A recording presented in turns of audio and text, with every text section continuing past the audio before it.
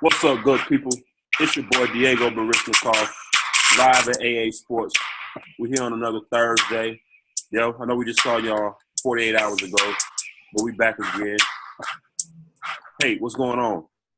Can't call it, big dog. It's Thursday. We got to talk Final Four, get these predictions in. We teasing on Tuesday. Let's dig into it.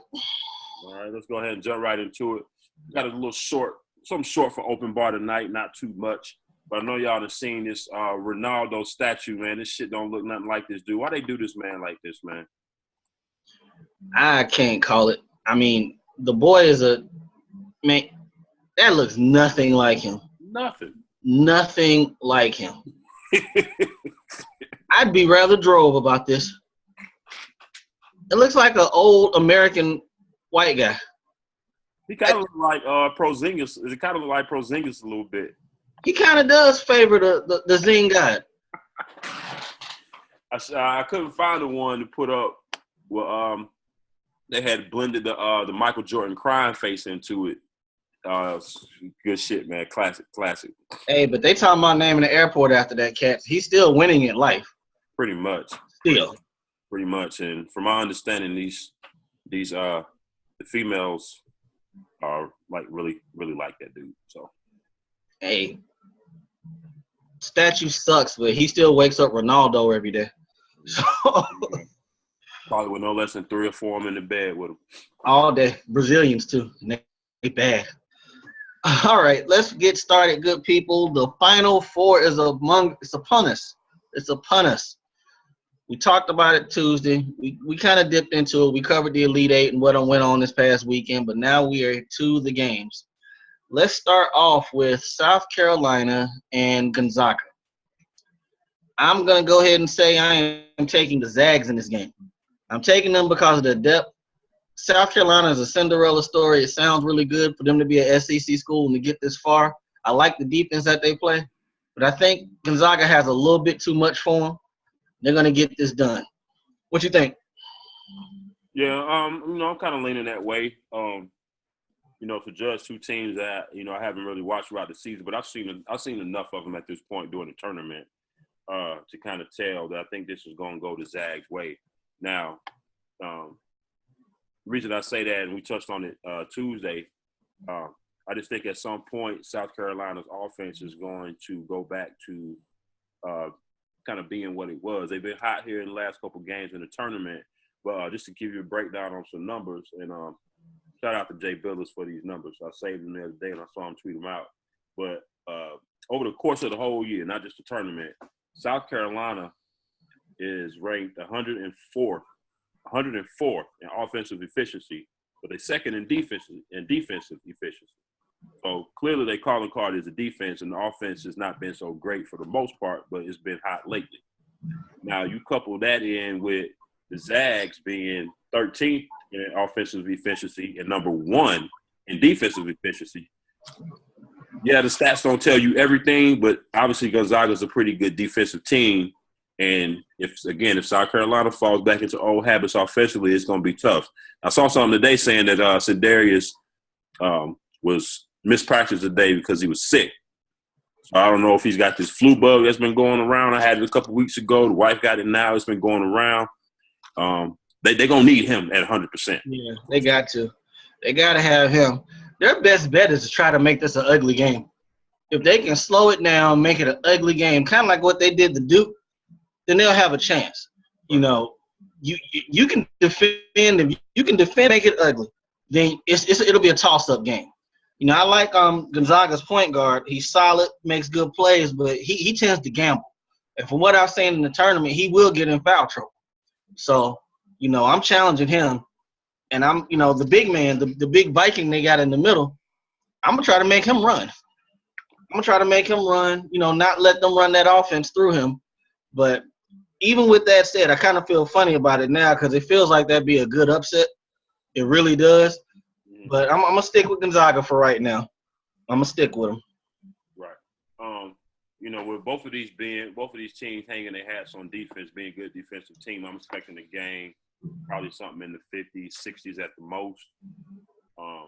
That's a South Carolina game, though, if it's in the 50s and the 60s. Right. Something that's going to come down, to last 5 minutes of the game, couple crucial possessions, not making mistakes. I think that's going to be the telltale sign. But even though I think Gonzaga is probably the better team, I'm going with the upset. I'm going to go with South Carolina. I'm going to go with the Gamecocks. Just for the simple fact I want to see South Carolina versus North Carolina in the final. That'd be dope. That'd be extremely dope. So can't even fault you for that one. But okay, let's coaching. Who you think is the better coach right now? Heading into this game, Frank Martin or Mark Few? I like the edge that Martin's coaching with. You're starting to sway me.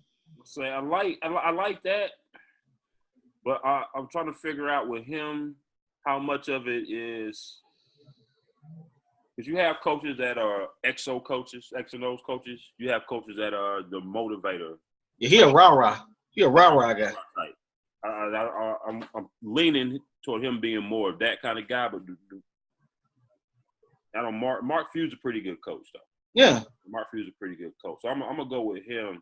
Just because when I think about coaching, I'm gonna lean toward the X and O side of it first, because the right is gonna get you so far. Now it's gotten them to the Final Four, but at some point, doing any kind of championship run at any level, you got to have some critical coaching decisions. Now, right. I thought, Martin was a good coach. I thought he was a good coach at Kansas State. Right. But I think Mark Few may be just a little bit better. I think he may have he may have a few better pieces. But I'm going with South Carolina because I like their heart. Gotcha. All right, let's move on to the big matchup: the Oregon Ducks and the North Carolina Tar Heels. People, we've discussed on this show before the heartbreak that happened last year this time when Villanova stole a title from us. The Carolina Tar Heels are on a redemption tour. They are back in the Final Four, second year in a row, with the chance to bring it all home. And I believe, I'm not just saying this as a fan, they're clearly looked at as the better team out of all four remaining, right? Oh yeah, definitely. I mean, even before the tournament started, a lot of people had them as favorites. So if they do what they're supposed to do, and that's a big if. Now with Oregon gonna pose some problems, especially with their backcourt. They got a big backcourt with Dorsey and Brooks. But the thing to me, I think what's going to be the deciding factor, I think North Carolina is deeper than Oregon. Yep. I haven't watched a lot of Oregon, but these last couple games I've watched them, they don't seem to really play more than 6 players. Now that's where they're going to contribute, significantly. So I think that the inside presence of Kennedy Meeks and if Isaiah, a.k.a. Foul Monster, Hicks, can stay out of foul trouble, I think the two of them combined, along with Luke May and along with the freshman Bradley, I think they can kind of hold down Mr. Bell in the middle. Right. So I'm going with Carolina just because I think they're deeper. As long as Barry's ankles is fine. He participated in practice today. Of course, he said he was going to play regardless, but he did participate in practice. Mm-hmm. I think our guard play, our bigs, they're probably the most consistent part of our team right now. But our wings and guards, they drive the engine. They drive it. If right. Joel has a good game, if Josh Jackson has a good game, we're okay. I said Josh Jackson. I'm sorry. Yeah, he can ball too, though. Yeah, but as long as they have good games, we're okay. Hell, you notice in that Kentucky game, Britt had a solid game. He didn't make the errors that he tends to make. Yeah, because Nate Britt, he works my last nerves. For him to be a senior, sometimes he just does not make enough solid plays. I know he's not a superstar type talent, but some of the things like he does, like sometimes he's just like so careless and loose with the ball, like right, dude. So, and his shot selection can really be ass some games. Pretty much. Theo Pinson, his playmaking, it's gonna be needed. I think Theo's gonna be an X factor, along with the new man of the hour, Luke May. Shout out to Luke for getting his ass up going to that 8 o'clock class. I wouldn't have went. I wouldn't have went. Hell, I would have went to class. I would have just been in the quad, just walking around with my jersey on the next day. But from some stuff I've been reading, they've been saying that's this Luke. We expect. They say he hit them kind of shots all the time in practice. Bruh. I wonder watching games throughout the season, like, why is he always shooting outside jumpers? He never make them. Right. But apparently, he makes them in practice a lot. It's just now starting to show up in the games, and he's showing up at the right time. Like I said on Tuesday's show, I don't think Isaiah Hicks would have made that jumper that he made. Hell no. Bro, I tell you this much. If we get this title and Luke May did what he did to get us here, as a freshman, B, imagine what he'll be like as a senior. He might be up there with Psycho T. He's a legend right now. He's a sophomore. Oh, he's a sophomore? I'm sorry. I thought he was a freshman. Walk on. He'll be a junior. Luke been there a couple years. Sure. Positive. Okay. Anyway, he's at least a sophomore. Okay. Yeah, he's at least a sophomore. Either way, we're both taking Carolina. Yeah, both taking Carolina. It just kind of feel like that shot he hit, especially with the way that we lost the championship last year on the last second shot. It just seems like that shot that he hit against Kentucky, you know what I'm saying, maybe it's an omen, of things that Actually, if you go back to the Arkansas game, we're supposed to lose that game. Yep. We're supposed to lose that game. It just feels like we're on the right path because I ain't going to lie to you. When they went up 5 points, 5 minutes to go, I was thinking, dog, this might be over with. We just seemed like we ain't had no life Sunday. So it seems like we're on that path. And it's amazing how things go. That, of course, if they hit that shot last year, they won the title. If they would have missed it, we'd have went to overtime. But Roy is that close. He could have been working toward his 4th title. Yeah. His 4th title. Yeah. That's rarefied air right there. So as hard as I ride Coach Williams, he's doing all right. He's doing all right. Yeah, we'll be hard pressed to find another coach like Roy, man. I like Roy because of just as much, flack as the fan base gets him sometimes. Hey, he throw it right back at you. Yeah. I like that about Roy. So, I mean, he stabilized the position. I mean, we weren't stable for a good number of years after Dean left. Yeah. So he stabilized it. We were all right under Guthridge, but I think he was already too old when he got the job. Right. You know what I'm saying? Then who was after that? Matt Doherty? Doherty. Right. Even though those was his players that Roy won that title with. Yeah, those were his recruits, but Doherty couldn't get none out of them. Right. So they say we look like a totally different team with McCants and who was it? McCants, Sean May. Who else was on that team? Danny Green. Yeah, Danny Green was on that team. I think who the point guard was. Old boy in Sacramento with the drinking problem. Paul Lawson. Yeah, damn. Okay. Yeah. Yeah, so we have a squad. All right, we talked about Saturday. Right. So you calling for a South Carolina, North Carolina. You calling for that battle. I'm saying Gonzaga, North Carolina. Okay. But you got Carolina winning it all, I'm assuming. Yeah, I mean, not only just because I'm a fan, but I think they're the best team out of the four. Right. So whichever, whether Gonzaga wins or South Carolina wins, North Carolina should be favored. And if they take care of their business, they should win. Guard play, man. That guard play. Yep. If they have a good game, we're going to be okay. Yeah. And one thing, though, and we've talked about it, I've been on Mr. Hicks' ass a lot. He had Isaiah Hicks, coming into this season, he was supposed to be one of the top players for North Carolina, possible lottery pick going into this year's draft. Obviously, he hasn't had the season that we thought he would, or he wanted to have either. I hope he took his ass to class this year. He ain't going to the NBA. The last two games, Mr. Hicks has 1 rebound. 1 in 2. Oh, no. Okay? That won't cut it. How you that damn big and you in the middle? He ain't a stretch 5. You in the middle. In the paint all the time. And you get 1 damn board. How? Yeah.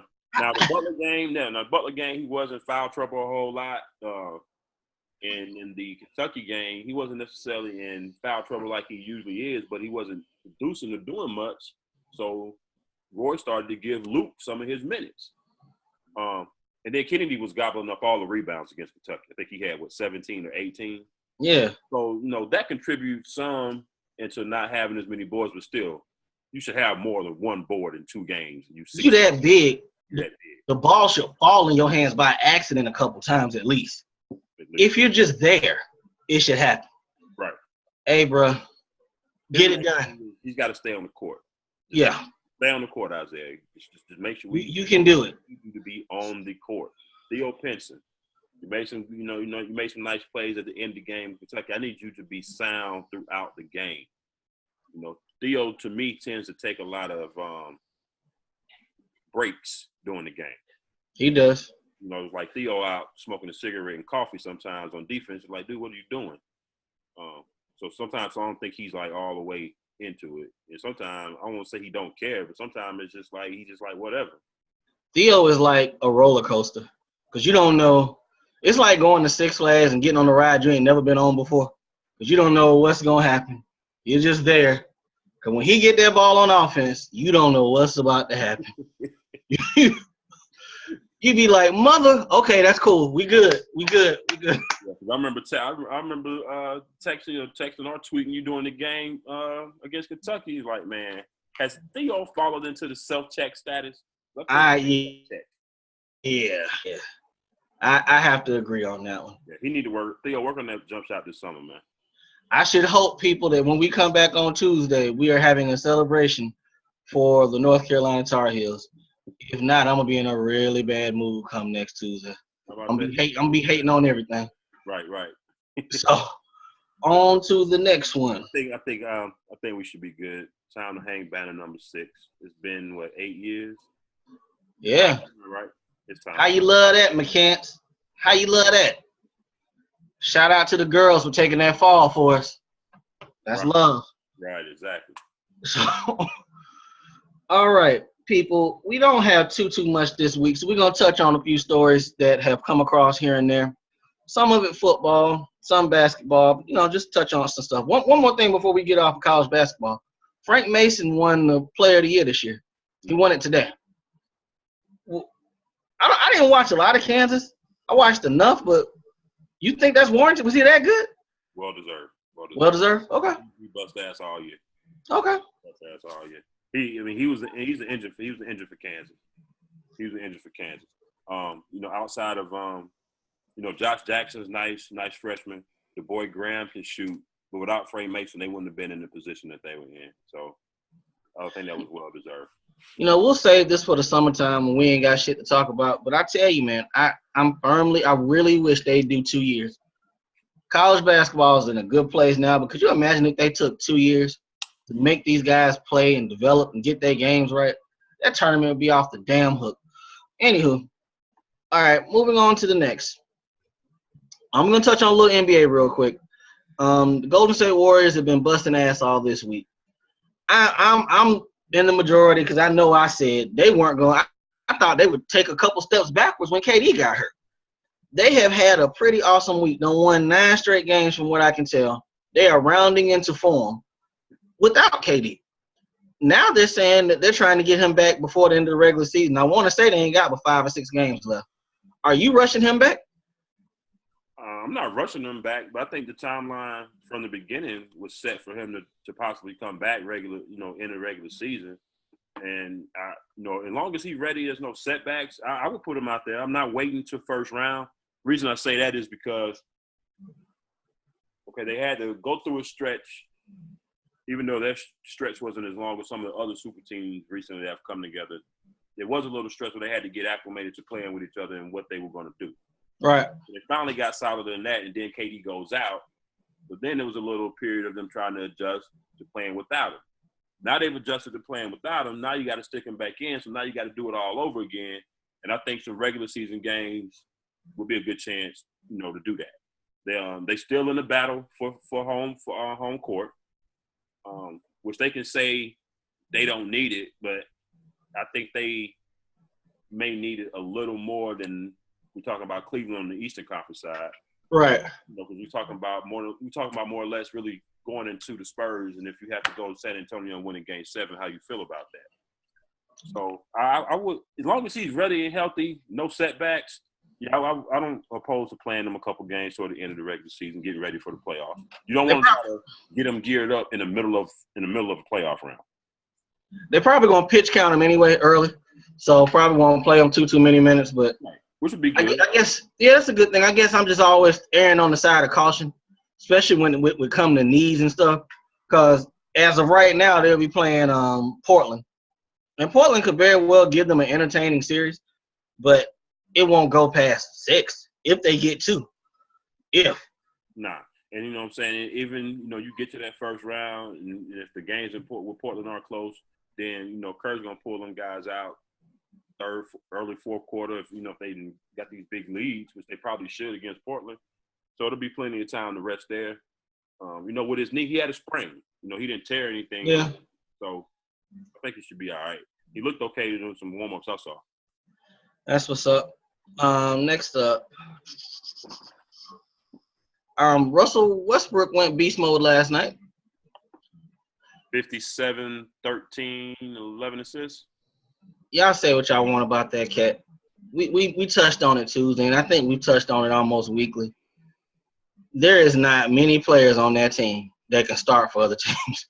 It's really not. Them bigs can start most places because they're going to bork, but it's not a lot of quality gonna make a difference starters on that team. That guy is carrying that team. He hit a wonderful 3 to send it to overtime last night. Yeah. And people, they're almost in 4th place in the West. How many teams can you think of that can lose a top 3 NBA player and be in the playoffs the next damn year? That doesn't happen often. I mean, if you got another star that's still there, but even if you have one, it'll be easier. It'll be easy. But even if you have one, they're floating around 7, 8, fighting with one. Right. To be dragging that team like that, shit. The Clippers got 3. But look at all the teams beneath them. We said it a couple weeks ago on the episode. The West is top heavy. Yeah, they're very top heavy. The middle of that West, after OKC in those standings, the rest of the West is just as bad as the East. Sad part is I kind of want to say it's more talent on Portland. Portland's got a lot of talent. They should be probably better than what they are. I like that center they picked up. He is playing some good ball for them right now. But you look at a lot of other teams. The Nuggets, the Kings, the Timberwolves, Utah. Well, Utah's 4. Yeah, they're 4. They're ahead of them. So the Lakers. You look at all these other teams that are below the Pelicans. You look at them teams, and it's I can see why. Yeah, I can see why with Westbrook's play, why OKC is in the space that they are now. Had this been the West 3 years ago, when the rest was really a beast top to bottom 1 through 8, maybe not. But I can see it in this day. Let me see because Portland's at 35 wins. Hell, that's Eastern Conference level, truth be told. Yeah, you're right. You've been saying that for a couple years, though. You've been saying they're top heavy like a big dog for a couple years. But, It's because a lot of the big dogs started getting older and retiring. Kobe got old. Tim Duncan's still there. But Garnett, Dirk. Right, yeah. So a lot of those teams kind of fell off. Anywho, what else we got with the NBA? I don't have too much there. The Cavs are playing on TV right now, and they apparently appear to want to play defense tonight, which is a good thing. Well, they play in Chicago, which don't say much.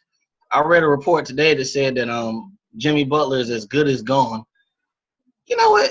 If that was the case, why ain't y'all trading him at the deadline? What did y'all honestly expect to happen with this? I don't understand these NBA exec guys. They probably figured they'd make the playoffs. I mean, hell, they're in the playoffs. Actually, no, they're a game out. Yeah, they're a game out the playoffs right now. Game and a half out, so. Hey, playoff money is good. If I'm an owner, I understand. I'd want that playoff money too. But It's a whole lot of teams because we're gonna have to start over this summer. It's a whole lot of teams. Yeah, that's true. Boston lost to the Bucks last night at home. And even though the Bucks is a good up and coming young team, so I tell people don't start getting all hype about the Celtics taking over. Haven't we been saying that for weeks? For like 36 hours. Just calm down. We've been saying that for weeks though. I mean, they talk all that shit. If y'all can't beat Milwaukee on a Wednesday night, you think LeBron gonna come in there with a chance to go to the finals and let y'all beat him? Come on, B. Come on. But then that was a pretty big important loss because they the Cavs are up on them a game in the loss column. So even though it says that they're tied, Cleveland's got one less loss. So there's really like a game right there. Right. If you're Boston, you want to stay out of that 2 seed if you can, because you're looking at a second round matchup with Washington. I love that series. I would take Washington in that series. I love that series because it's gonna be chippy because they don't like each other. Right. So, looking at the East playoffs right now, if playoffs started today, you're looking at a Cleveland-Indiana matchup, which I guess got a little more interesting because our boy Lance Stevenson got picked back up by the Pacers. 2 years too late, if you ask me. They should have been brought him back. He shouldn't have left. They had real money on the table, but I understand. Right. Looking at a Boston Heat matchup, Washington Bucks, Toronto Hawks. Now, the Hawks have won a couple games in a row. So I'm ashamed to admit, I don't even know the starting lineup for the Heat right now. Outside of Haslam and Dragic and Dion. Wait a minute. I don't know who plays small forward. Haslam starting? No, I'm sorry. Hassan, I'm sorry. Yeah. I don't know who they 3 is. I don't know who they 4 is. Tyler Johnson coming off the bench. The boy, was it Josh Johnson, I believe? I got to pull them up. I don't know much about them. I'm baffled that they're in 7th place. Yeah, James Johnson. And they got money. Spo is a good coach, man. Spo is a pretty good coach. Because when Dwayne Wade left there and they couldn't get much of nobody else to come, I thought they were left for dead. That's a solid coaching job he's done this year. Very solid. Yeah, it is. It is. He got him to go on that long winning streak. I want to say it was 10-plus games. Somewhere around January or so. They got him back in the hunt. Right. So I'm just really ready for the playoffs come for NBA. Week after next. I don't think we're really waiting for a regular season is really just to watch these last 2 weeks of Harden and Westbrook going at it for the MVP. Because to me, it's a 2-man race at this point. Harden need to sit down. They said his wrist is pretty bad. He don't want to sit. Play all 82, man. I think sitting is for suckers. Fans. For him to even say that, that's some sucker shit right there. Because if your wrist is hurt, you're not helping your team being out there just to say you played 82 games. Y'all pretty much locked in at 2 or 3 either way. Yeah, they are firmly in the 3 spot. They're firmly in So why play these last 4, 5, 6 games if you're hurt? I mean, they're 6 games up on Houston and 6 games behind San Antonio. So they're going to be 3. Either way. It's just time to start. I'll maybe not rest this far out because you don't want to lose rhythm. But probably next week, let's look at Houston's schedule right quick. Sometime here in the next couple of games, he need to probably take a couple games. I know they play Golden State this week one more time. This week? Yeah, they played them twice this week. Yeah. Yes, they play tomorrow. Okay. All right, so they play Portland tonight. So that's basically they're gonna have 3 playoff games this week, essentially. Well, yeah. Sunday they play OKC. So I forgot. So that's 4 playoff games they got lined up this week. Golden State. They're playing Portland tonight, and they playing Golden State again tomorrow. So they done had a long week. Yeah. So next week you're looking at Phoenix, Denver, Detroit, Sacramento. Sit all 4. That's a whole week. Sit all 4. And then they finish up at LA and Minnesota. So I'd play the last 2. I'd play LA and Minnesota. I'd sit him all next week. So I would definitely get some rest in here over these next couple games, Mr. Hartman. We won't look at you any. Hey, dog, you had a good season. Ain't nobody judging you. You ain't got to be on that sucker shit. You know, just because people taking rest. And I like what Kevin Durant said today about that. You know, we said it the other day. Just said it. We really only talking about a couple players. So he's like, you gonna change the rule for 4 or 5 players? No. Right. But you know, KD always jump in stuff, don't he? Shaq told him to go sit all the way down the other week. I ain't heard nothing back for Shaq.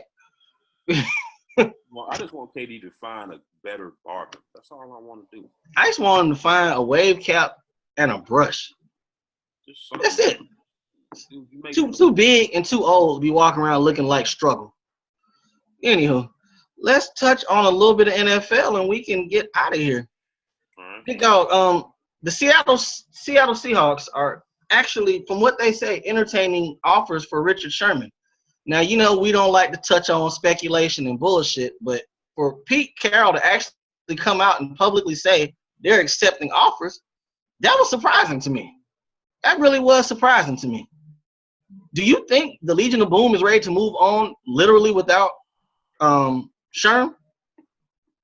I don't think that truly they are, but I think he is putting it out there that, you know, The story this week, nobody Carroll is conceded that teams had called. nobody's safe outside of probably Russell Wilson, Cam.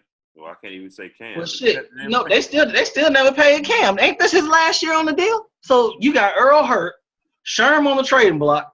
If I'm Cam, writing on the wall. Exactly. You know, and we've said, I know I have, you know, a couple times that even though they are still, you know, still a good team, I don't think that nobody's scared of them no more. Nobody's scared of them though. That mystique is not there anymore, and I think that window is closing a little bit because you got people now. Every year, somebody's, you know, talking about money. When you start talking about money all the time, the focus ain't where it used to be. They're not as good as they used to be at running back. They got a lot of holes. They got a lot of offensive line problems that they had for 2 years now, if you ask me. So they got some things there now that you look at them before as like a 13-3 team. Now you're looking at it maybe like, you know, 10-6 or so. You know, before it used to be Cam was getting exposed. You remember they used to always expose Cam with the tight ends. Now you got him getting exposed and Sherm getting exposed. Sherm, you know, I know he was hurt last year, and I guess we should take that with a grain of salt because people was going after him last year. They really were going after him. But, you know, I think he still got a lot left, though. Yeah, he's not even 30. Right. He's like 27, I believe, 27, 28. Right. So, you know, if they starting to think about the future, now if you're looking 2-3 years down the road, if you can get a young player or some good draft picks for him, then yeah, you might want to do that deal. Especially if you look at your defense and say, well, we got enough other playmakers here that we can possibly make up for Sherman. I tell you who need to be making that call. Green Bay. Depending on what they want, I make that call. What could they possibly get, though, outside of maybe a second or a third? You ain't getting no first. Nah, you're not getting the first. You know, you probably can look for maybe 2 seconds or a second. Dallas. Could you not see him playing for Dallas? Yeah, I mean, that would be good. They need a corner. Because that division is loaded with receivers now. So yes, I didn't even think about that aspect of it. They need size at corner. Yeah. They let Morris Claiborne walk. So I tell you something. I think Scandrick's still there. But he's, you know, last couple of years, I think he's been injury prone, right? He still go home to Drea. Yeah, so he's still winning. I tell you something funny I heard today. Your boy Michael Bennett. I love that cat. Actually, 2 things about them Bennett boys. Marty B dropped the EP today. Yeah. He raps now. Okay, that's funny. But this your boy Michael Bennett. Michael Bennett said they can't find out who killed Tupac. They can't find out who killed Big, but they found Tom Brady's jerseys. I was done, B.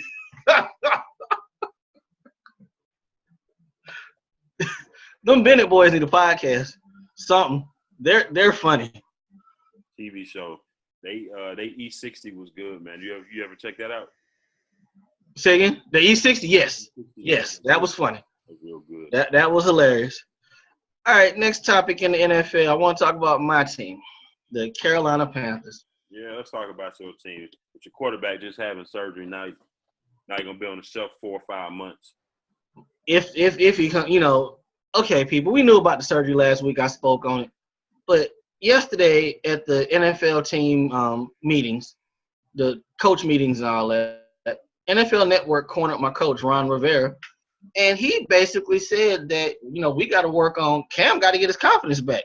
I mean, let's be honest. He shook. He had a bad year. He's the head coach, people.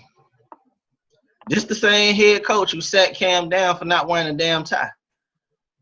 But you wouldn't sit him down when he tears his rotator cuff week 14 when we weren't playing for shit.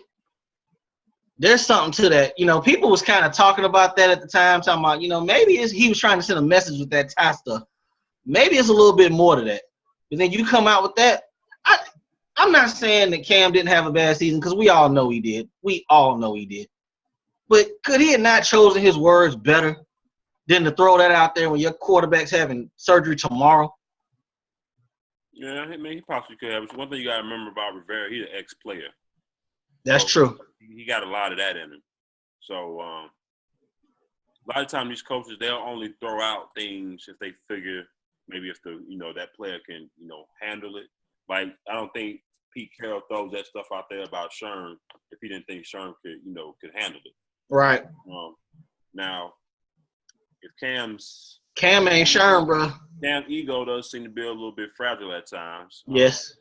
He seems to sometimes feel the way that he dresses. Yes. Good way to put it. So, who knows how this is going to shake out. Now, another bad season, things go haywire again for another year, then, this kind of stuff can come back. And we know who's going to be gone first. You already know. It ain't going to be Cam. It ain't going to be Cam. So, Rivera, I get it if you're trying to, motivate, hit the right switches to get your player up and going for the next season. Just be careful, bro. Right. Because you almost got fired a couple years ago. Right. Riverboat Ron saved your job when you start going for it on fourth. So, we'll see. A fine line to walk. I'd be careful with that. We'll see how that goes. That's about all I got, big dog. What you got? I'm saying I ain't really got much else. Nothing's really else has really transpired here over the last 48 hours since we've been on here. I saw Myles Garrett ran like a 4.6 today at his pro day. That to me is insane, considering his size. If Cleveland fucks that up and doesn't draft him number 1, we will be there willing and waiting to scoop him up quickly. Speaking of Cleveland, I see that they came out the other day and said, hey, we're not in a position to let go of Josh Gordon. Why didn't I think about that when they let Terrell walk? Why didn't I think about that? People, we keep telling y'all, as long as you can play. He's 26. He's still young. Yes. Did they not see what he did in the preseason last year? You put him on the other side of Kenny Britt. I don't know who the tight end is. They get a running game. Barnage, that's right. Yep. You gotta if they can figure out the quarterback position, and they'll be okay. And they still got the receiver that they drafted last year from Baylor, Corey. I forgot the little man. Yeah. So you put him in the slot, Britt, Gordon as the bookends, Barnage. He made Pro Bowl year before last, I believe. Yeah. You get a running back because the running back situation there is still. You get a running back and you got to have a quarterback. Right. They might can get to 5-6 wins. Yeah. So I'm looking for something to shake out with this quarterback situation, because between Cleveland and the Tony Romo Texans, Colin Kaepernick, Jay Cutler, it's like it's time for some of these dominoes to start falling. And if they don't fall here in the next couple of weeks, and I heard something interesting today about Romo. That I think it's a date in April, around the 15th or the 16th or so. it's time for off-season workouts to start. If he don't show up. And if they still have not traded him, I'd show up. Wanting to compete. Be there first, huh? Hey, you got to force their hand because it doesn't make any sense. Jerry Jones keep coming out talking about, he wants to make sure he does everything in the best interest of Tony. What he's doing is the exact opposite. Ain't nobody touching that contract, Jerry. No. Nobody. You can sit there and play chicken all day long. Ain't nobody touching that damn contract. Right, because they I know. kind of feel like with Cleveland, I think it's going to be Deshaun at 12. As much shit as they talk, I think it's going to be Deshaun at 12. Now, do you think they bring in a vet to play initially, or just draft Deshaun and just go with that from day one? That's a good question. I would be better equipped to answer that question if I knew who finished the quarterback for them last year. Because I want to say Kessler, maybe they could play Kessler the first couple weeks, or first 6 weeks or so. Because, they liked him, but he just kept getting knocked out. Right. But I don't know. I mean, maybe they throw him to the fire. I'm sorry. They spent money on the offensive line doing free agency. They did. I still think Cleveland is the best landing spot for Cap. It should be. I think it's still the best landing spot for Cap. Remember a few years ago when San Francisco was it was talk about San Francisco getting Josh Gordon to pair up with Cap. Right. And they talk, you talk about how Hugh Jackson, he ran read option with Andy Dalton. Right. In some sets. So I think that's the best place for Cap. Jay Cutler, best place for him would probably be the Jets. You know what? I know you ain't gonna agree. Houston. I think Houston is the best place for him. Even Houston. You think Houston more so than Romo? Because to me, Romo and Cutler are pretty much, they're not that far. I'm not gonna say they're the same. They're not that far. Same ballpark though. Right. Well, if Houston can't get Romo, then I'd be saying Jay Cutler's my backup plan. Right. If that's me, because if the same way with what Gates did with him in Chicago, ball controller, limit the throws, run the ball, have a solid defense, he still can make every throw. It's just you need to limit the throws. He don't need to throw the ball no more than 25, 30 times. And I don't think he'll have to do that in Houston if they're running the ball like they like to do. They got to the playoffs with Brian Hoyer. And Brock Jay Cutler's only, 31, 32? Yeah, they not even that old. Yeah, they got that with Hoyer the year before last, and they got that with a combination of Brock Osweiler and Savage last year. And you got J.J. Watt coming back to that defense. So, I mean, they gotta take advantage of these primes right now. Right now. Absolutely. But we'll see. Because I tell you what, that whole thing with Josh Gordon was funny to me. Because I'm like, yeah, go ahead and release him. See him bust y'all ass next year for somebody else. Yeah, he will be scooped up quickly. Quickly. Anyway, what else you got, big dog? Man, I ain't got nothing else. People, I want y'all to enjoy the Final Four this weekend. Go out there, rep your teams if your team is still in it. A lot of people. Oh my God. Hold, please. Sorry, people, but I just wanted y'all to see this because I just ran across it, so I'm gonna share it with y'all. She crazy, but she's still fine. Yeah. Yeah. That's still Halle Berry, folks. That's Halle Berry. Hey, shout out to them folks sitting in that damn traffic over there off 85. Praying for you. Y'all gonna be. Hopefully they getting y'all back out of there. Hopefully. That's gonna be crazy. People, in case y'all didn't know, if you plan on coming through Atlanta this weekend, don't do it. Traveling 85, I would find an alternate route because a major highway, interstate, Highway 85, has collapsed right in the middle of the city, right in the Buckhead Midtown area from a fire. So traffic, if you thought traffic was bad already, it's really about to be jacked up. Them folks just sitting. Because 85 is the main corridor coming up and down East Coast. That's going to be a problem. It's going to be a problem. Anyway, good people, we'll see y'all again next Tuesday. Again, make sure that you watch, like, Subscribe to the Follow. video. I always point down. I think I'm pointing wrong because I want to point in the subscribe button, be down there when you watch. So I think I got to point this way. Subscribe. Either way, do it. That way you get emails when we actually post shows. You don't have to kind of guess. So Right. do that. Follow my man, All Hate at Rike6000. Follow myself at Diego Barish on Twitter. Also, hit us up on the AA Sportscast Twitter page. AA Sportscast IG page. The IG page is up and popping. So that is it for this week, folks. Again, we appreciate y'all coming out, showing out with us. We'll be back next week. Have a good weekend. Peace.